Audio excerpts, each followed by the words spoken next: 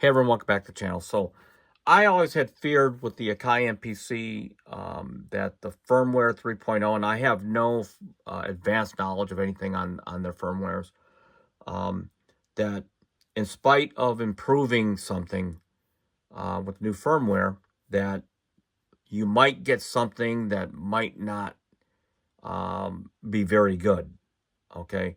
And so I'm always on the lookout whenever there's something that's new. And I know that it's also possible for these big companies to actually lock you out of something that once was really good for everyone. And so let's take a look at the Mark III controller. So right now I'm actually in control mode. I happen to be in the Machina software. And as you can see, it's just a brick right now. Okay, there's not a lot going on with it. These buttons are not lit. They're not activated.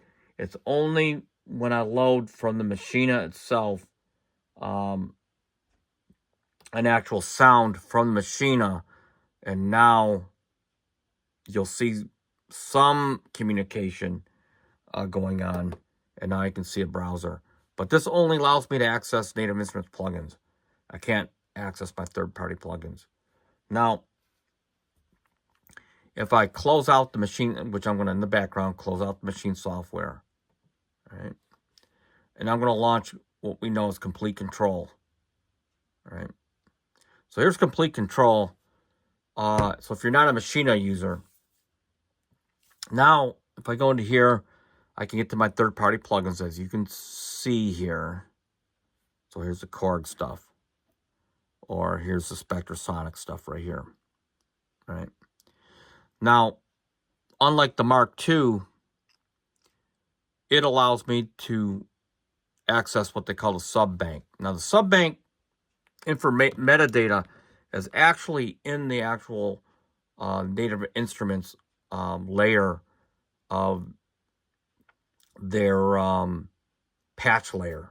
Okay, so if you open up a patch and look at the script, I mean, it's lots of information, but it's deep inside there. Okay, so it's not within the file system, it's within the patch itself.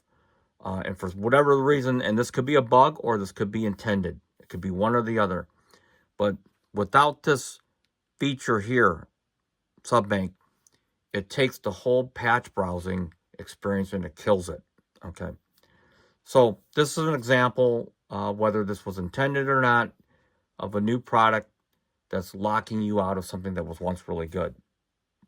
So if you have a Mark II and you happen to be also a Machina user, the Mark II controller, within the context of either Complete Control or Machina itself, is a far, far more complete experience, no pun intended, but a very finished end-to-end experience when it comes to browsing and controlling the Machina itself software. I do not recommend the Mark III controller at all for any situation whatsoever. So just hold tight and see what Native Instruments does.